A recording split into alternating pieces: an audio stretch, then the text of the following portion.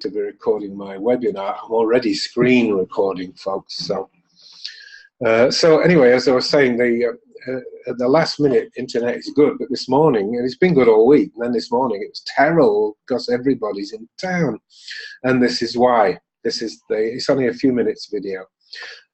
People smashing red pots, and in fact I bought myself a little red pot and smashed it at the end, as you'll see. So just watch this for a minute while the rest of the attendees come along. So this is the streets. Oh, hang on, I need to share the screen, don't I? I've just realised I need to share the screen. There we go.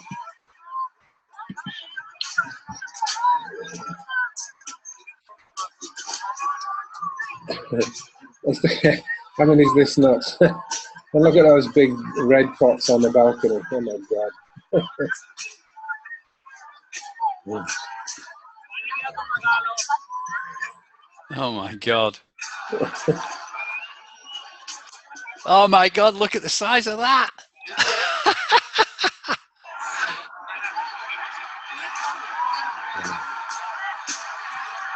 Oh my gosh.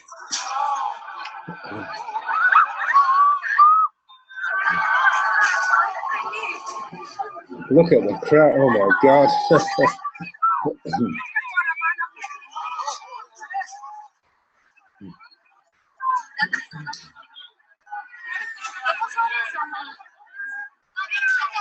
That is amazing.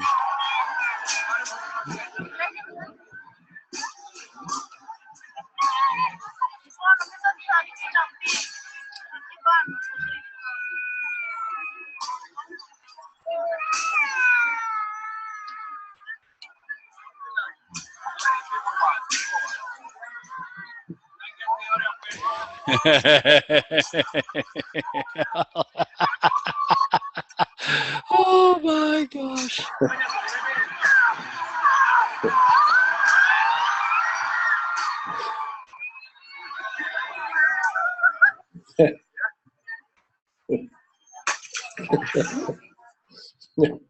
So there you are, folks.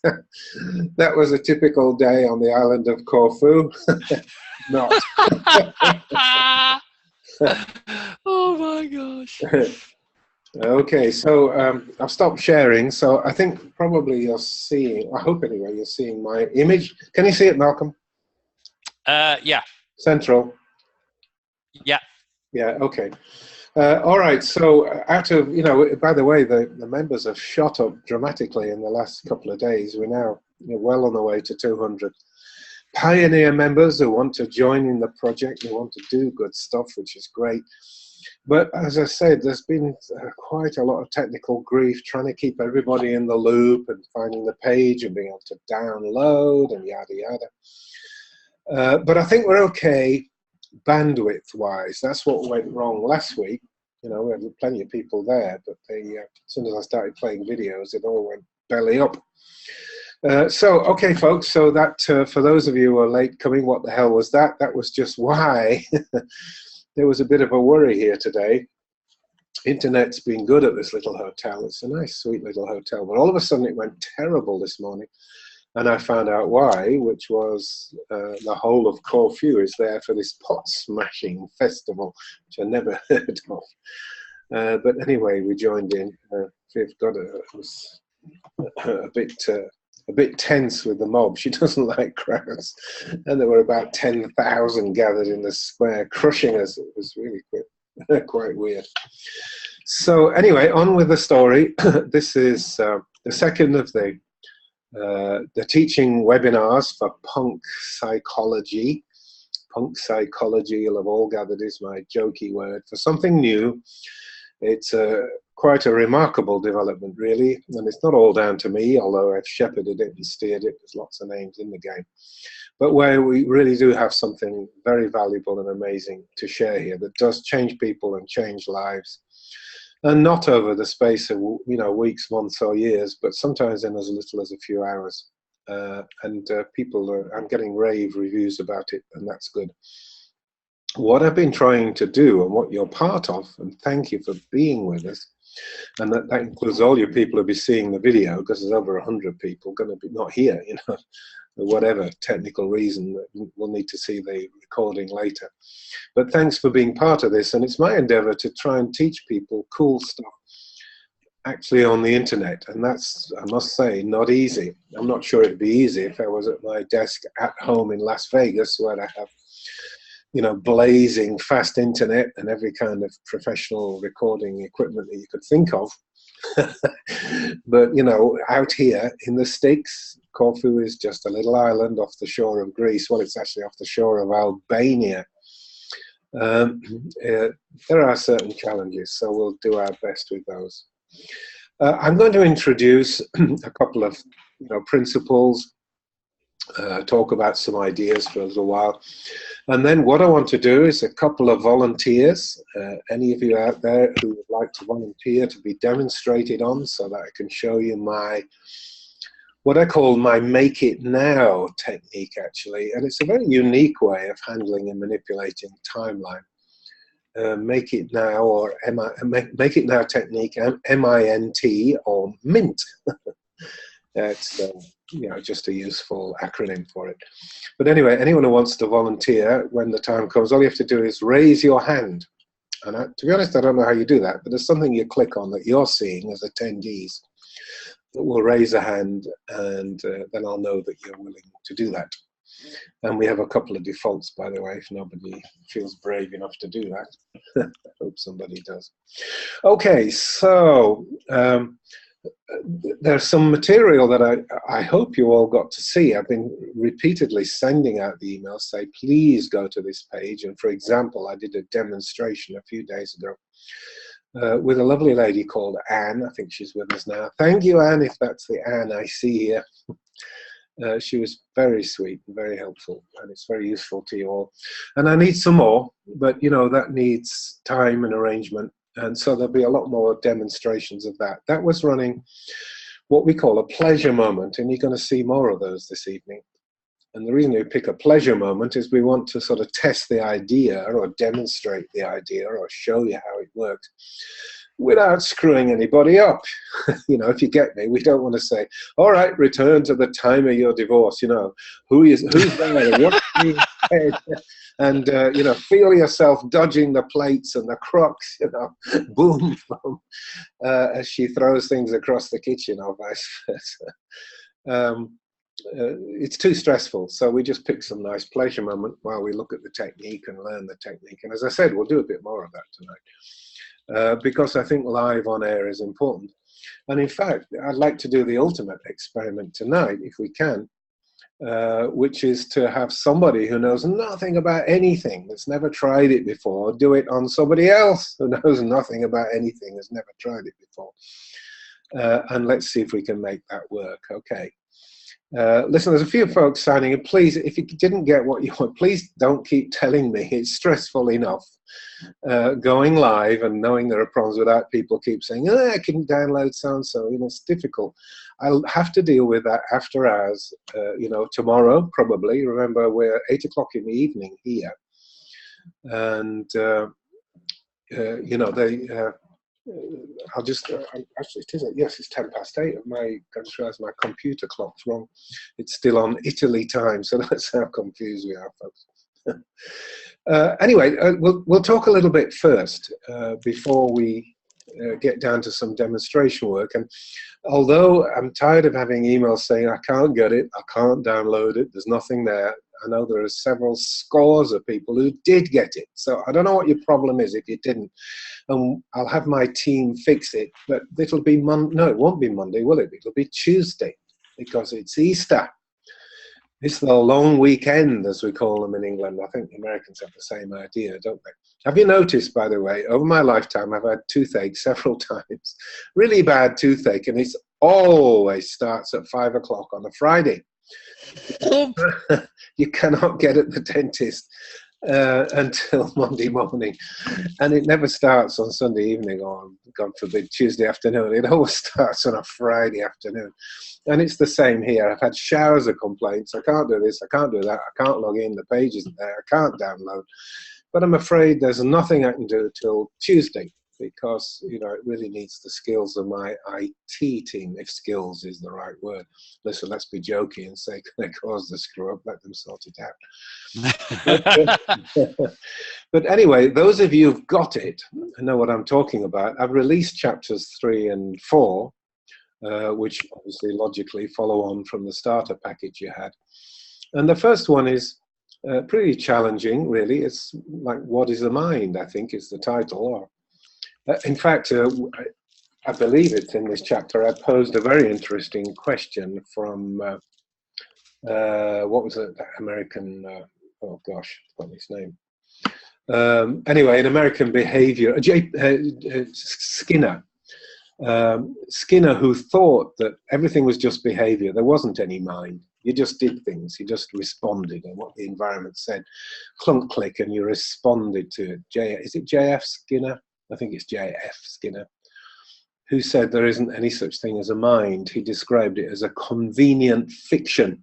Well, I'm sure he had a mind when he wanted to shout at his wife in the evening, or when he wanted to say that was great after sex, but you didn't believe anybody else did.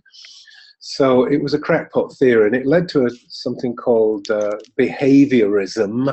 Yes, thank you. Somebody, I forgot, didn't catch the name, but somebody straightened me out. It is B.F. Skinner. So it's kind of jokey in a way. I introduced it. I believe I have a mind, and therefore I'm entitled to think that most other people do too. The thing is, what is it for? What is it, in fact? What does it do?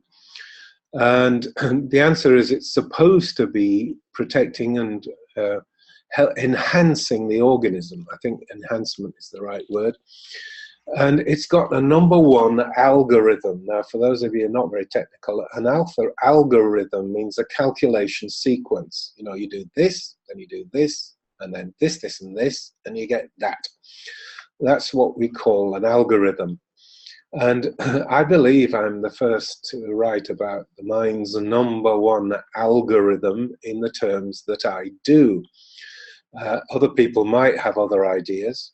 And in fact, the artificial intelligence people are full of their own ideas, but never mind that, what we do and what we are as human beings, the way we behave, and as a fairly clever, fairly observant doctor, this is what I believe it to be, and this is what you can see people doing. They are scanning the present time environment. Now, I'll take it in bits, right? Scanning the present time environment means that you have perceptions working for you. You can see things, you can hear things, touch, you can see what's going on around you. So you're scanning the present time environment and comparing that to past experience. Now, this is the tricky part, and I'll come back to it. There's two kinds of experience. One is what you've been told at school is true, and often it isn't, as you know. And then there's what's happened to you in life as experience, and that you remember, but you don't always remember it as well, so there's another problem. But you compare what you see is going on with what you know, and then figure out what is likely to happen. In other words, you make some kind of estimation or prediction of the future. And having done that, you then make steps or create changes in the present time situation. You evolve a behavior or a strategy, if you like, that will bring the maximum degree of enhancement. And it's not usual that a person will, in fact, I don't believe it's doable that a person would choose a pathway that was bad and negative. It's one of the fundamentals of Hypnoetics. You cannot choose to be destructive and bad. So, all right, hear me out, folks, because you say, oh, what about murderers? Yeah, I mean, it's all obvious, isn't it? But what about murderers? Well, the murderer believes that it's the right thing to do at that moment, that it will produce the maximum amount of enhancement. It is the correct response to the situation. And even compulsive criminals, they're stealing and embezzling, let's just stick with stealing and burglaries all the time. They know they're not supposed to do that, but they do it because they want to, because they think it's a better strategy. They think it's the right thing to do. And they think it's right, or it's correct, or is the optimum enhancement strategy, notwithstanding the law. The law says I shouldn't, but if I do it, I'll get this extra money, and it'll be good, and it didn't cost me much effort. It's an easy life, And of course, they screw up and don't even pay attention to how many years they lose being locked up in jail and stuff in doing their estimations. But as I said, I don't really believe a person can deliberately say, I am going to choose to harm myself. Listen, even someone who commits suicide is doing it on the basis that the people around me would be better off, nothing's working. Those perhaps in a little bit in the know might think, oh, screw this life, it's not working for me, I'll go and reincarnate and have another life, whatever. I'm saying, and if you think with me, that you'll see what I'm talking about, that every single action is estimated by the person to be the most optimum thing that they could do. I mean, don't, for example, tell me that Hitler knew it's wrong to gas 6 million Jews. I didn't gas them all, but to get rid of 6 million Jews. He thought that was a great thing to do. It was absolutely the right thing to do, because then, Germany, freedom and all that. It's a completely crackpot calculation, computation, if you like, since we're doing computers. But for the person, it's right at the time. It just doesn't make any sense in the external environment context. It only makes sense in some deep sort of inner context that the person is working on. Okay, so that's what I consider to be the mind's #1 algorithm. So I'll repeat it. The mind is...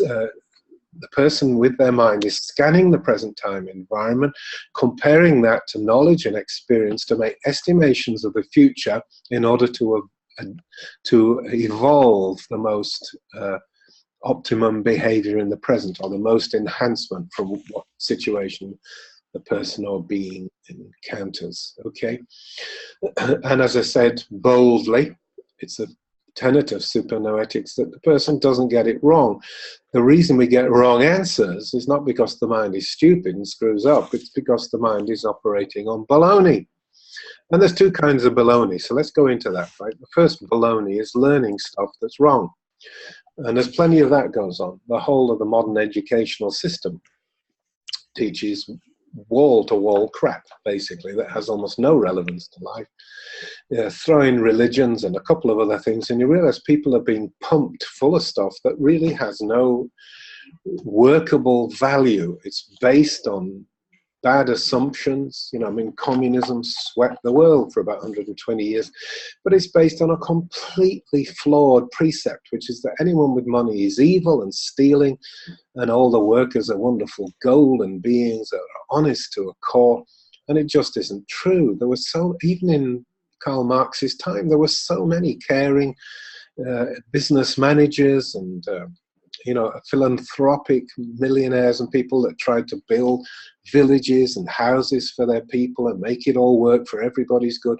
What Karl Marx took to be the basic premise was just fundamentally flawed, and so communism is fundamentally flawed. Communism says if we get rid of all the managers and all the bosses and shoot everybody, everybody will be free. No, nobody's going to have any money, because the managers and the bosses are the people that create the work and therefore create the workers. So all I'm saying, really, I don't want to get political. All I'm saying is if you learn bad stuff, then you're going to get bad outcomes. Like, the Bolsheviks, their answer was, well, we'll just put them all against the wall and shoot them. And it didn't really work, They lost, especially in Poland, they lost a lot of their intellectuals and musicians and artists and gifted people because they stand out against the crowd. Let's come back closer to home, which is the average child or youngster that's graduating from school or college is really just about the most inept creature you could find. Real learning and learning for life, I call it adaptive intelligence. That's our word for this. What do I mean? Well, I mean intelligence as it relates to life and living, not as it relates to IQ tests, or not as it relates to getting to university and getting a doctorate, many of which are completely useless. As we know, I know quite a number of people have got 2 degrees and are not working. They can't get any work, even despite 2 degrees. The system is busted. But adaptive learning means that you're pretty clever, adaptive intelligence means you're pretty clever in relation to life and survival. And we all know stories like that, don't we? You know, people who, well, listen, the classic Bill Gates, Steve Jobs, the Richard Branson, you know, these are guys who are failing. Well, even Winston Churchill. There were school failures and dropouts. They screwed up. They never made any go of the educational system. And yet look at Gates and Jobs. I mean, Jobs is no longer with us, as we know. But Bill Gates has been hovering around the #1 richest person. Now, rich doesn't mean good, of course. The guy's still a complete idiot, even though he's rich. But the point is, he understood how to adapt to life and solve problems in relation to life. The fact that this guy is completely off the map with, you know, vaccinations and believes in the forced vaccination at gunpoint program is just further evidence of what I'm talking about, which is education and teaching and formalization of learning leads to bad results. Okay, I'd like to leave that as a kind of a given, if we may, because I could go on for hours about that. But the other kind of learning which is bad, and this is the one that concerns us most, and this is the one that we are going to work through, starting with punk psychology, is where you learn bad things from life, you know, bad experience. You know, for example, you know, enough women jilt you that the guy learns that women are bitches and they're not to be trusted. Well, of course, that's not true. You know, if you met a lovely woman, and if you married one, like I did, you know it's not true. But, you know, that's the kind of lessons that life might force in on us. And this is what I was talking about last week when I talked to you about Memo Names. We have these sort of shadowy, dark experiences. They're not at all vague in the sense they're very precisely circumscribed. They're exact kinds of events where the person experiences setbacks and reversals. But the results can be extremely muddy and cloudy and uncertain to the point where the person can't think straight. They've lost their clarity of vision. They've got all these unpleasant experiences that are laid in with negative charge, meaning, you know, emotional charge that makes them very heavy on the person, that teaches them the wrong lessons. And this is what Memo Names are. They teach you bad lessons about life. There's nothing wrong in, you know, if you experience something bad, taking a learning from it and using that. But when it's forced on you that, you know, some kind of, like the example I gave, you know, some 1 or 2 or 5 bad experiences make the person think women are untrustworthy bitches, then the man is not going to behave well around women, is he? And reverse it. Come on, it's, you know, it's political correct to say women like that too. You know, they've had some bad experiences with men, so they don't like men. And find themselves, you know, a lesbian lover, and off they go, you know, starting on a completely different biology. But this is learned from bad experience and what we call charge. That's the sort of negative emotional energy or the mental energy that distorts or perverts your thinking from the past. And that's what we're good at. Now, I've got to tell you, Hypnoetics has got easily thousands of answers, many hundreds, I think 2,000 to 3,000 specific answers and techniques. But the simple one that I call Hypnoetics, although it means sounding like hypnosis, is not. It's the opposite. It really means unhypnotizing a person from those unpleasant experiences I was talking about. You see, a person who's had a lot of experiences like that is really not so much present in the now. That person is somewhat, well, in fact, the old-fashioned word is somnambulistic, which is a very fancy word that means sleepwalking. But they're going around in a sort of semi-trance. And listen, this is not Dr. Keith Wacko stuff. This goes back to Pierre Janet, a French psychiatrist of the 19th century. Georges Gurdjieff had the same theory. He believed that we're all asleep, and his sort of approach or technique was to wake people up. I mean, he had a saying, a famous saying, the biggest barrier to being conscious is the delusion you're already conscious. So he was very clear about that. People are not together, they're not aware, they're not firing on all four, to use a bit of slang. Their attention is very, very distracted by all this stuff in the past. And there have been various techniques to try and deal with this. Gurdjieff's own was not very easy. It was, you know, try and catch yourself thinking things you shouldn't be thinking. and change or correct it. It's really almost impossibly difficult, to be honest. But in Hypnoetics, we have a very simple technique, and I have christened the core technique, anyway, I've christened the core technique, make it now. So what we do is go back on the timeline to points, to the key points where these bad things happen. Now, it's not hypnotism, it's not a trance, the person isn't, you know, wandering off in the great yonder. The person is wide awake, and in fact, only in a light alpha state.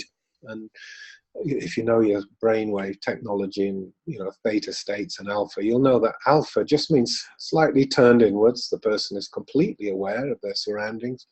If you tap them on the shoulder and speak to you, they won't even jump like this. They'll just say, what do you want? The person is completely there, but is internalized somewhat. So they're looking at their inner presence and their inner space. So it's nothing more mysterious than that. But the clever part is the person has to actually be there. Now, remembering, you know, there's all sorts of fancy techniques for remembering bad things that happen to you. But the point about that kind of memory is that it pushes it into the past. I don't know if you can see my hand disappearing off the screen. But if you remember 1966, then you push 1966 back to 1966. Funnily enough, it means it goes back there. Remembering actually creates this past feeling. But if you travel back on the timeline to 1966, then it's different. You are there. It's in the now. And if you had an experience at that time, a person who is there will say, oh, well, I'm walking down the street and it looks like an Easter weekend and there's bunting flying everywhere and there are people walking around, they're saying Happy Easter. You know, the person is there. In fact, one of the examples or metaphors for it, if you like, that I use, just think of this, because we're going to be doing it in a minute to somebody, is to think of yourself getting in a car and you drive back down the timeline. You drive back to 1966. You park the car in 1966 and you get out and you look around. What is going on? What is happening now? So you see what I mean by make it now. Now, you know, 1966 may not ring bells for most people. That is just an example. But everyone has on their timeline specific events that were significant to them. It could be the person was majorly jilted, and so from then on they've been insecure about themselves and not sure they're seen as worthy or interesting or attractive to the other sex. You know, it can be quite damaging. You get jilted 2 or 3 times. It can be not only just hurtful, but it can actually set a pattern where you lose your confidence. You're going through your schooling, say, and one particular year, you've got this jerk of a teacher, and I had one, that spent all their time trying to say, you're useless, you're stupid, you'll never get anywhere, you're a waste of space. I had one saying that to me, and I could easily have reversed the vector, and that's exactly what he's saying to him. And that's another principle of Hypnoetics, by the way. We do talk about ourselves. You know, we tend to, the things that we say and rant on about are most often about ourselves, not about other people. But anyway, you get what I'm saying. The timeline is just a stringing together like beads of a whole series of things that happen to you in your life. Most of it is not a problem. Most of it's so trivial, it's hard to remember it.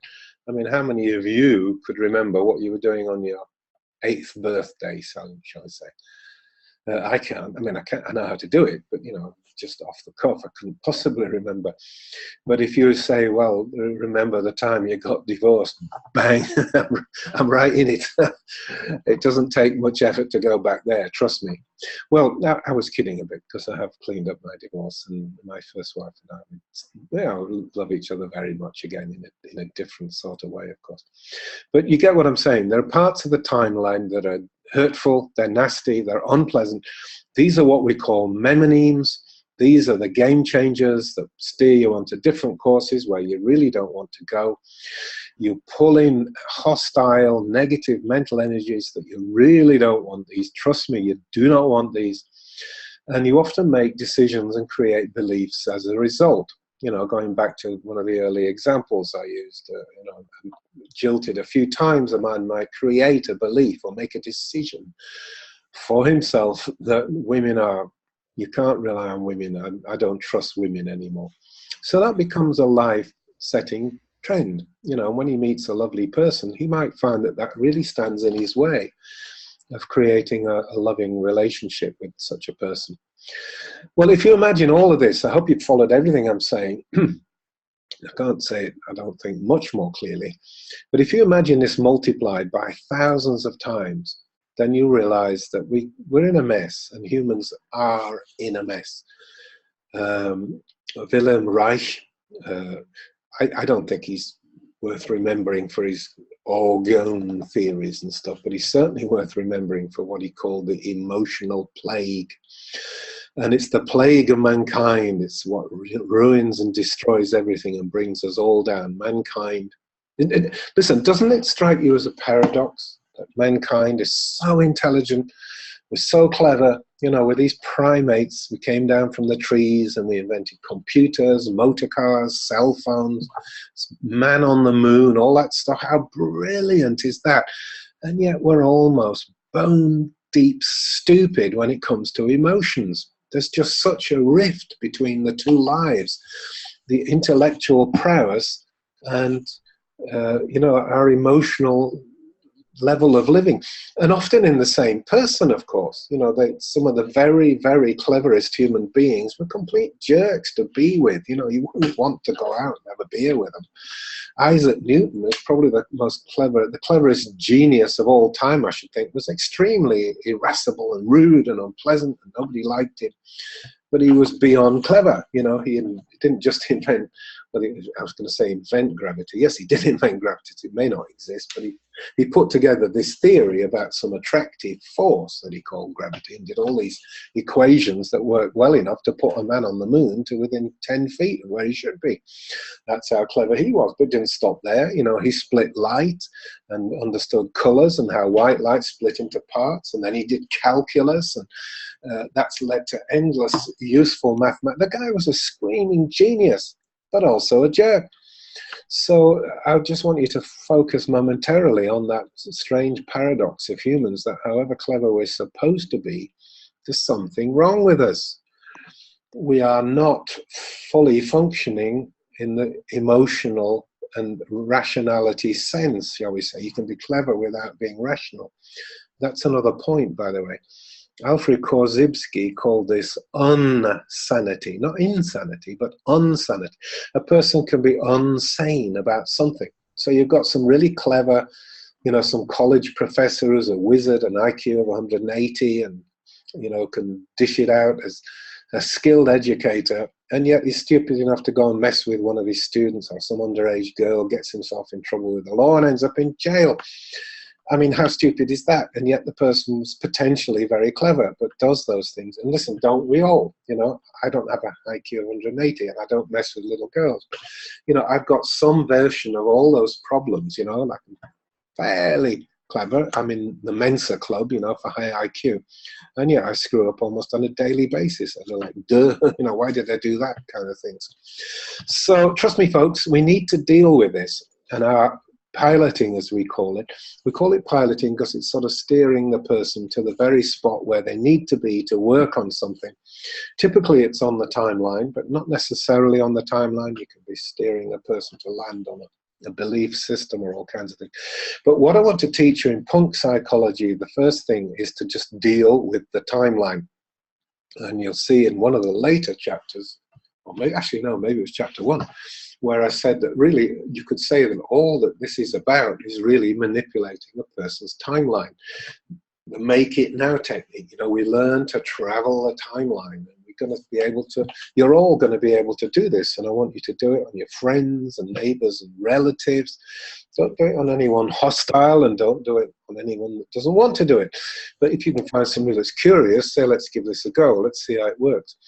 Just practice, and you say, it depends what you're looking for. We're going to do pleasure moments in a minute, but you might say, well, all right, go back to your 5th birthday. Tell me what you're seeing. The person, what are you talking about? I can't remember my 5th birthday. And you say, oh, come on, give me a sense of what might have happened. They say, well, Oh, well, okay, my mum and dad will be there. And you say, what's your dad wearing? Well, he's wearing a green tie. And they suddenly realize, oh, my God, I do remember. It's all there. You know, it's one of the odd things about memory is that everything is there. It's just a question of accessing it and getting at it. But anyway, what we're learning to do with punk psychology is to be able to move a person up and down the timeline constructively. Now, obviously, I've already hinted earlier that it's no good just moving a person back to some misery and then leaving them there. You know, I've seen hypnotherapists and hypnotists do that. You know, go back to when, and then it's, I see, well, that's your problem. Well, you know, I'll see you next week and we'll do some more. And the person is dumped right in the middle of it. We actually work over the memory until we clean it of its negativity. So, you know, we're cleaning it of bad energies and the emotional traumas that go with it, and also getting the person to spot what decisions they made that have ruined their life since this point. Okay, so what I'm going to do, I'm going to show you how we move people on the timeline. My very sweet friend Anne, who I met online for the first time a few days ago, did a nice little demo for us. Alistair, unfortunately, had some problem. Let me just close this box, it's distracting me. Had some problem with the internet connectivity, so I never got the second one done. But look, here's a chance to get yourself promoted to being a participant.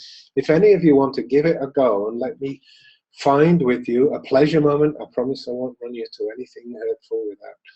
I mean, I would always ask you permission if we were going to do that. But the first step is not to do anything that's unpleasant or uncomfortable. The only thing that might be uncomfortable for you is you're going to be in public view, as it were, and it's going to be recorded.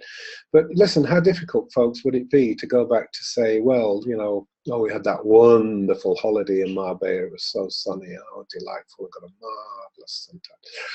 Oh, all the beer, you know, I drank lots of beer. That was good. And the girls in their bikinis, yum, yum, yum. I mean, how traumatic is that going to be? A pleasure moment. Anyone want to step up? And what you have to do, if you want to, is raise your hand. Malcolm, can you tell us how to raise a hand? Do you know how to do that? Yeah, you can just click on the participant thing at the bottom, and it's got in there raise hand. Oh, okay. So for all of us. Oh, actually, I clicked on it. I lost everything. All right, folks. Anyone want to volunteer? Yeah, somebody's gone for it. Carmela, thank you, darling. I'm going to promote Carmela to a panelist, which means that we'll be able to hear you in a moment, Carmela. Have you got a video running, sweetheart? Let me unmute you. Carmela, do you have your video running? It's not essential, I'm just asking. It may not be working because I'm not using my own computer. But I can hear you, and you can hear me. I can hear you beautifully. Can you see yourself on the computer you're on? No. Oh, okay. In that case, it's not going to work. But it's fine. We'll just talk to each other. I'm sure you're very gorgeous to look at, so we'll just imagine what you look like. You can see me, though, huh? Yes. Okay, well, I want to do what I just said, which is take you back to a nice little pleasure moment. Very non-stressful. Can you identify something for me, some nice event in your life that would work for us? Simple, I don't want anything splattered over 4 years or anything. Just, a few days, a few weeks or whatever. My wedding day. Oh, good. Well, listen, Anne chose that for my demo as well. Glorious. Yeah, well, they say it's everyone's best day, isn't it? Best day of her life. Better be anyway. Okay, so when was this, Carmela? 23rd of December, 1998. Okay, so it's practically on Christmas. Was there a reason for that, or you just stumbled into that? No, it was planned because it was in Australia. Ah, okay, so it's all high summer and great weather and all that stuff, isn't it? Yes. All right, lovely. Okay, so Carmela, 1998, yes, I'm just checking. That's right. Okay, so what I want you to do, I don't know what your surroundings are, but close your eyes so that you're not distracted. Just relax, you know, wiggle back into your chair because nobody's seeing you anyway, so you don't need to sit near the screen. You ready? Yes. Okay, so I want you in your mind's eye to travel back to the 23rd of December 1998. Drift back there, go back in time as if it's going to happen to you all over again, just as it was. And tell me when you're actually there, you can see things going on. I'm in a hotel room. This is just before it then? Yes, this is the day of my wedding. So Right, it's the morning. but it hasn't happened yet, huh? No. Okay, all right. Describe the hotel room that you're seeing. Is it right in front of your mind's eye now? Yes. Good girl. So what do you see? Well, all the bedding is white. Mm-hmm. So white duvet, white pillows. It's a huge bed.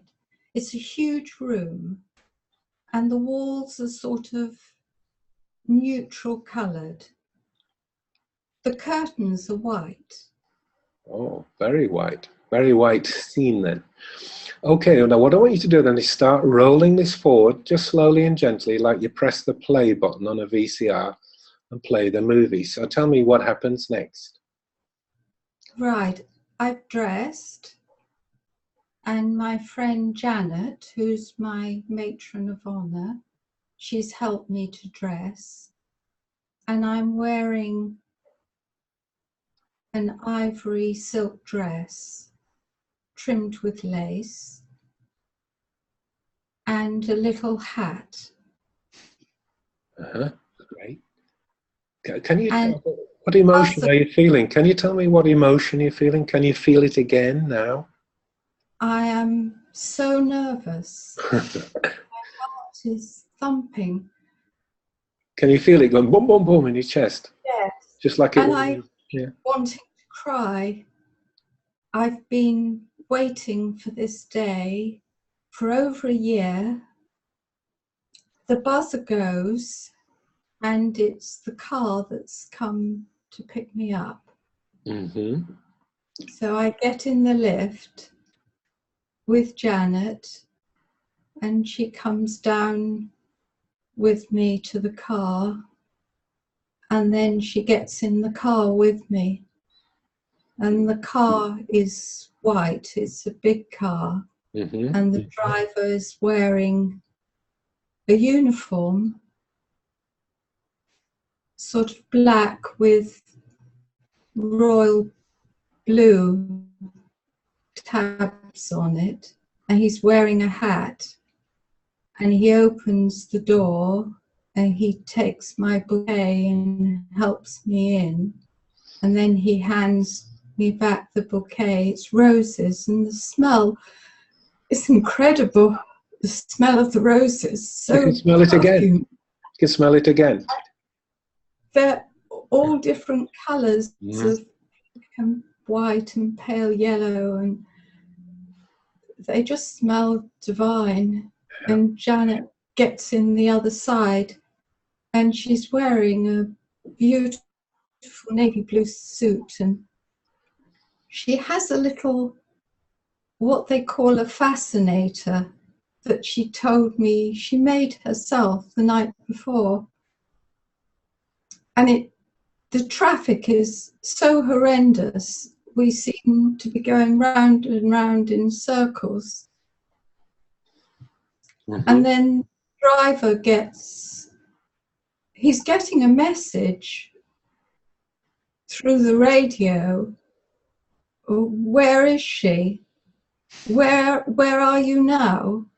And he's saying, I'm not far, I'm not far.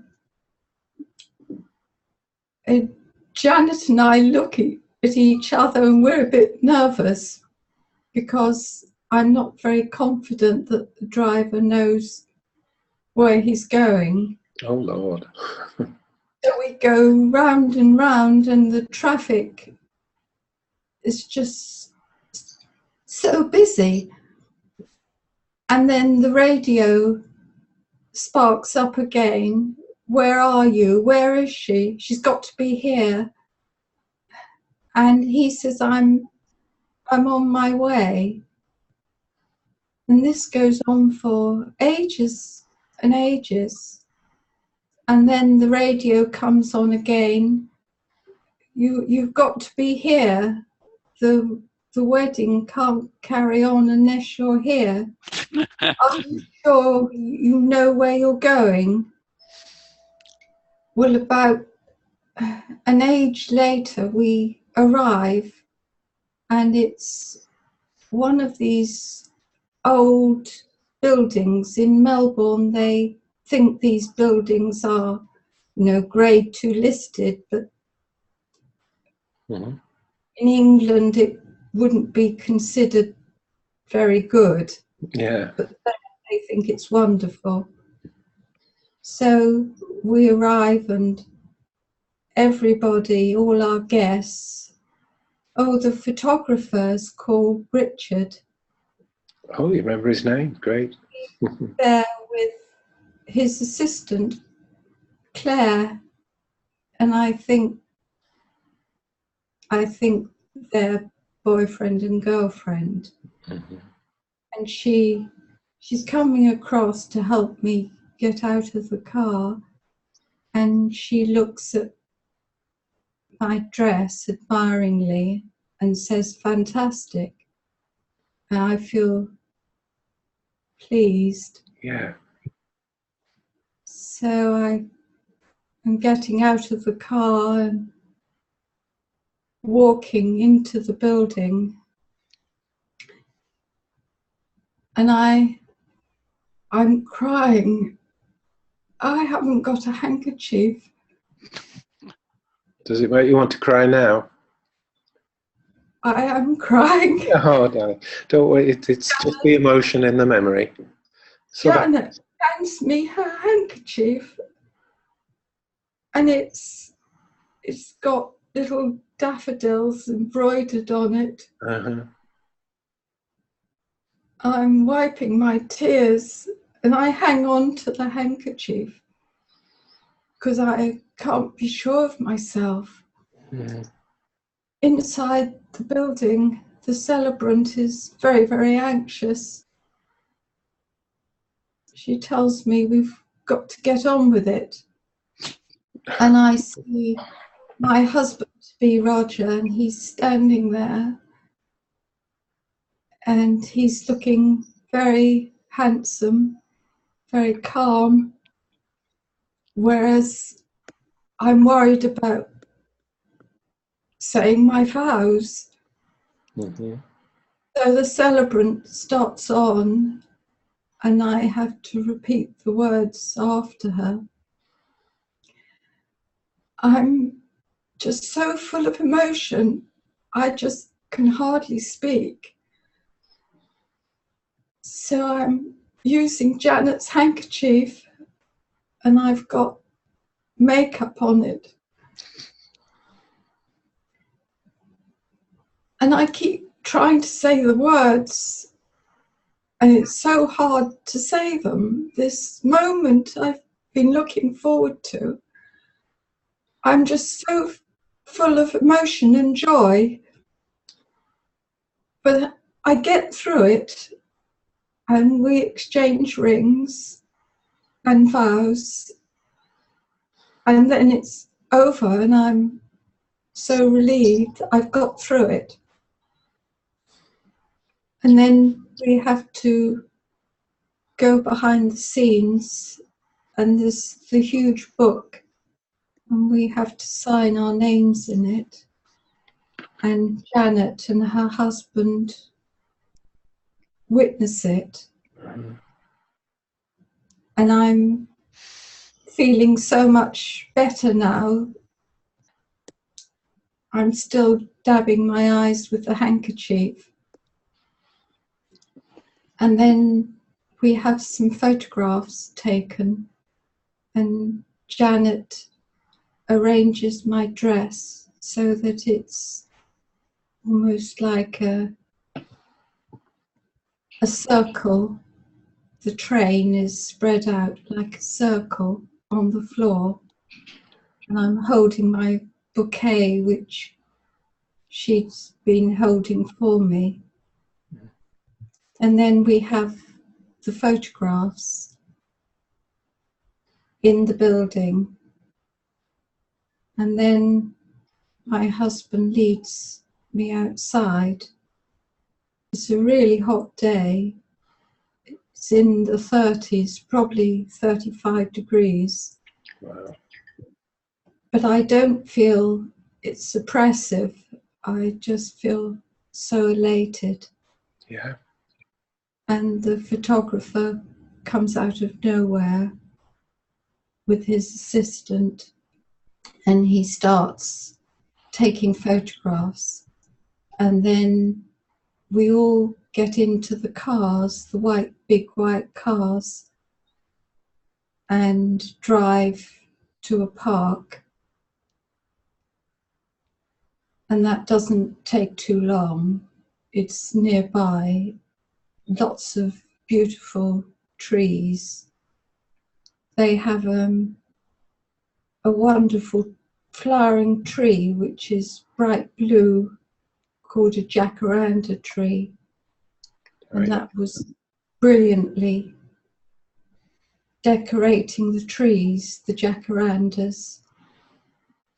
And we stood under the trees and lots of photographs, and turn this way and turn that way, walk away from me and sit down here on a bench. And all this is going on in this heat, and I don't seem to feel the heat.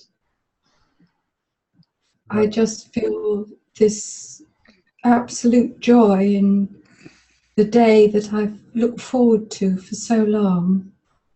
Wow. Listen, darling, I'm going to stop you there. So thank you for sure. Don't open your eyes and don't come back to now. Stay where you are, down in 1998. Let's look at that. You remember there was a moment where you were just overwhelmed with emotion, and we could hear it too. Can you describe it? Where did you feel it in your body, and what were you feeling exactly? Remember as you came to the church and took the handkerchief, that moment. I suppose I felt it in my heart. It just, when I think about being upset normally, you feel it in your, well, I do, I feel it in my stomach, but this was in my heart. And it just took over everything. Normally, I'm not stuck for words. I'm, able to express things, but it just took away my power of speech and thought. All I could think of is that moment and how I'd get through the vows. Right. Well, the most intense emotions, of course, are hard to put into words. What I'd like you to do for me now is try and recreate that feeling. I mean, it came just now because your voice started to crack up. Just make it come again. Just feel that very intense emotion. I'm not doing it to be cruel. I'm doing it to try and lessen the impact of it for a moment. Just if you can feel it again.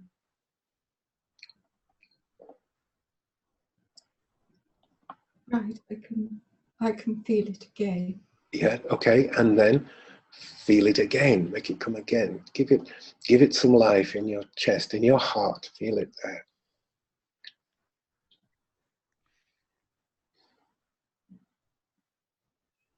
Yes, I can. Good, and then do it again.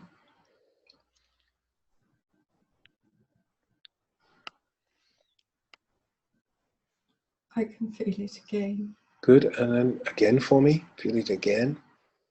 Right there in the heart. Yes, I can feel it again. Okay, is it getting a little easier and more manageable? Yes. It's obviously a very positive feeling, yeah, but just a bit too intense to master, wasn't it? Just try and feel it again a couple more times. Feel it again. Yes, it's not as intense. Yes, good. It was Well done. almost hurtful at the time. Yeah, well, it was your big moment, wasn't it? This is just a memory. Okay, now feel it. We'll do it twice more. So feel it again.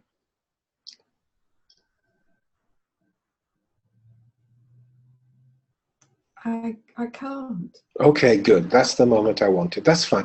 I just wanted to take some of the power out of it. You know, I don't want to diminish your pleasure, but you know, when emotions get overwhelming, that's one of the things that we do in uh, punk psychology, is just tune out some of the more intense bits. But this is so pleasurable, I don't want to spoil that for you. Now, are you feeling on a positive note for the moment before I make the next change? Yes. Okay, good girl. All right, well, really, what I want you to do now is just come back up to the now, to the present, and we're in 2017. Just come up to the now. And we're in April. Well, you're in April in Australia as well, obviously. Look around you. Tell me at least 3 things you can see from where you're sitting. I can see the house next door. Good. I can see a lot of conifer trees. Oh, lovely. Yes. Around the garden. Okay, good. Now, do you feel you're a bit back in the now? You're not in your wedding day at the moment. Glorious though it was that you're in the now, yes? I'm in the now. Okay, well, thank you for doing that for us. That was very helpful to hundreds of people. Well, it'd be tens of thousands eventually. Thank you very much, Carmela. Do you mind if I tune you out? Because I want to have Malcolm do something as well. So I'll mute you and then you can sigh till your lovely heart's content. Go for it. Okay, sigh away. All right, Malcolm, you know, I've stood you on station to come and do some nice recalls. Could you do that for us now? Yeah, I can. Okay, I'm going to see if I can put... Have you got your video on? Yeah, but it won't work because you won't let it come up. I'm not sure how to deal with that. Do you know how to deal with that? I'm not trying to. Hang on. Oh, I know. Maybe I have to promote you. I know you are promoted. I mean, let me make you a host then. Actually, to be honest, I don't think it matters that we see you. But no, I don't think it does. I'll put you on. Do you want to change host? Yeah, but you have to remember to give it back to me, brother. Okay. Speak away.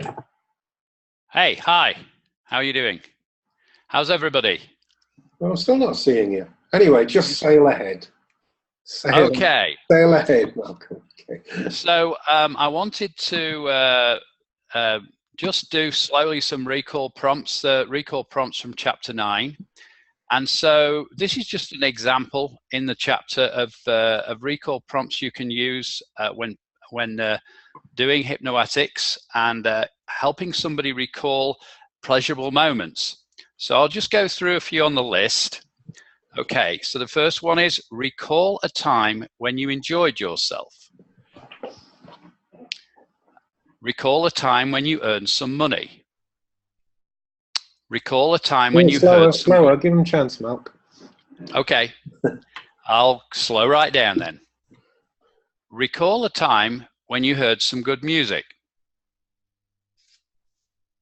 Mm-hmm. Recall a time when you mastered something. Recall a time when you got something you wanted. Well, that's a good one. Recall a time when you enjoyed a cozy fire. It's making me smile, that one. Would you live in Colorado? Cozy fires, you need them up there in winter. Absolutely, especially in the winter. Okay, next one. Recall a time when you rode a bicycle. Also something we do in Colorado a lot. Recall a time when you played with an animal. Recall a time when you rearranged furniture. Recall a time when you really knew what you were talking about. Recall a time when you gave a successful demonstration or talk. Recall a time when you straightened out a messy environment. Recall a time when you felt good about the way you looked. Recall a time when you enjoyed talking with someone. Recall a time when you were acknowledged for a job well done. Recall a time when you kept a promise. Recall a time when you held somebody close. Recall a time when you enjoyed exercising. Recall a time when you drew a picture. Recall a time when you helped somebody. Recall a time when you won.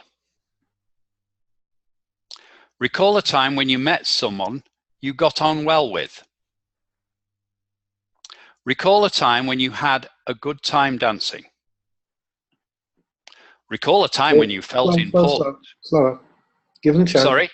A bit slower. Give them a chance to really pull up a picture. Okay. Recall a time when you're having a good holiday.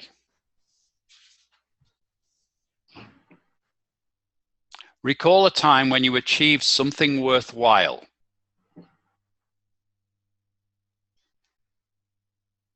Recall a time when you were enjoying a long walk.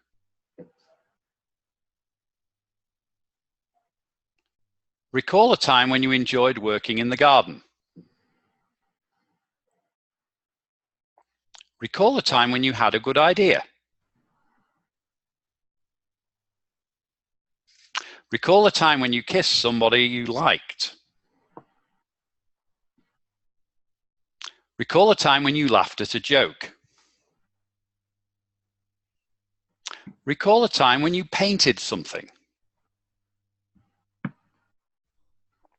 Recall a time when you felt enthusiastic. Recall a time when you were with a friend. Recall a time when you stood your ground. Okay. All right, thanks for that, Malcolm. I hope everyone could pull up a pleasurable thought for each of those, or memory for each of those thoughts, I should say. Thanks for doing that. I was thinking, as you were doing it, maybe we should do a little bit of that each time. I'm throwing a bit of Ho'oponopono and other things. It's probably a very good idea.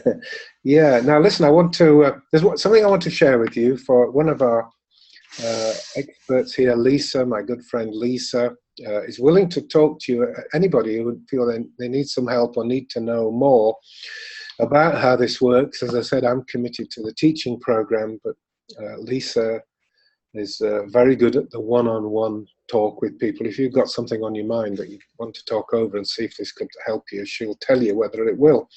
Would you use an email rather than me giving out her phone? I don't think Lisa will mind, but it's Lisa Best, so it's Lisabest. Lisa Best, and she is the best. Lisabest. Lisa Best 123 at AOL.com. For those of you who are old enough to remember what AOL is, it's America Online. Still around. So email Lisa at lisabest123 at AOL.com. She's asked me to just share that email address with you. Okay, well, technology just for once didn't let us down, except I have no idea why we can't see Malcolm's handsome face. I've got no idea. He thinks I'm blocking it and I'm not doing anything. Carmela, I understand, she couldn't see herself, so neither could we. But for you, Malcolm, I have no idea. Just honestly, no idea. But anyway, your very authoritative masculine voice carried the day anyway. So I hope that's been very useful to you folks. I hope by the time we do it again, I've got a bit more sideways freedom, laterality, so we can do a bit more and spend more time. But I especially would like to give a heartfelt thanks to Carmela, who I think was quite brave and magical to come on like that. But she did it so well, it was almost like I'd rehearsed her. Promise you I hadn't. I never met her in any sense, and this was our first online meeting, as it were. And she was wonderfully giving with a memory about what was always the woman's special day, isn't it? They say. Well, what do we guys know, eh, Milk? But anyway, every woman says, oh, it's the best day of her life when they get married. Or maybe like ship owners, you know that joke, Malcolm, right? The two best days of a ship owner's life, the day you buy the ship and the day you sell it again. So maybe like that with marriage, the day you get married and then the day you get divorced. Just kidding, folks. Divorce is the most horrendous thing and I wouldn't wish it on anybody at all. So I'm going to end it there. I was going to sort of, while I'm on a roll and while I'm winning, I'm ahead. I think I'll just call it a day, and I look forward to meeting you all next time. But let me just run this by you again, which is there's clearly been some difficulties about downloading stuff, but I have sent out a link that should enable you, and I'll check it and double check it. I'll get my team next week to check it, make it work. I can't, unfortunately, in the members area for punk psychology, I can't do an attachment to an email, otherwise I'd just attach it. But I all want you to have chapter 9. That's what we've just been working from, and it's running pleasure moments in this way. And listen, I want to assign you all an out of class assignment. I want every one of you to read it and do what I just did with Carmela. There are no formal instructions, really. Just find out when the memory was and send the person back there. If you want to make it really crystal clear what you're after, use that little example of driving the car back, you know, say it was 1992, drive the car back to that event in 1992, get out the car and tell me what you see. If you want to be really slick, you just say, well, back up to a few moments just before it happened, and then say, right, go forward and step into the actual memory and tell me what's the first thing you see, the first thing you hear, or the first thing you feel, or whatever. And then say, talk me through it. And just, all you need to do is listen. Carmela did it so beautifully. She said, I'm standing here and Janet is next to me and I'm in the car and the sound is coming over the car radio. She's in the correct tense, you know. She's not saying, oh, well, we drove around for hours, not, you know, I think we got lost and we arrived very late. That's remembering. That's not being there, and that's not making it now. So it's really very easy. All you have to do is find a loving friend. A spouse might even work, but be careful in case he or she doesn't pick the wedding day as the best moment of your life. Anyway, listen, you don't need to do best moment of your life, just pleasure moment. And have the person go back there, be there, go through it and experience it. If you feel it went well, send them through it a second time. All you need to do is just say, well, please just go back to the beginning and let's go through it again. And maybe add another spin on it by saying, this time, try and listen to what's been said. Tell me any words you can hear. Or if you want, you know, something like, tell me what colors you see, just to keep a person, you know, the memory right there in front of the person. So that they're in the now with it. If you could all do that before we meet next time, then I promise you we'll step forward into some of the more hairy stuff, the not so nice, the not pleasure moments, and we'll find somebody who's brave enough to let us demonstrate that, and you can see how that goes. But if you learn to run pleasure moments, really, you're learning to master the timeline, and everything should be downhill and straightforward from there, rolling forward. All right, so there we go. Now, hang on, let me see if there's any questions.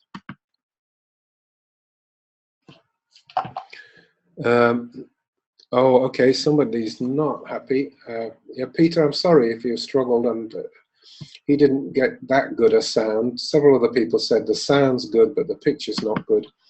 Yes, honestly, folks, I am seriously giving thought to saying, look, I'll wait till I get back to high speed internet. Well, it may be London, actually. I don't have to wait till I get back to Las Vegas necessarily, but, you know, little Greek islands don't exactly hack it. We'll see, but I did my best, and I will straighten out all the technical hitches there have been. It's been wonderful to have you on board, and we've done a great recording that can be shared with the other 200 odd people now. So that we're all on the same page by the time we meet next time. Thanks very much for being here, and have a happy Easter. This is still only Easter Saturday. Happy Easter. Take care. Bye now.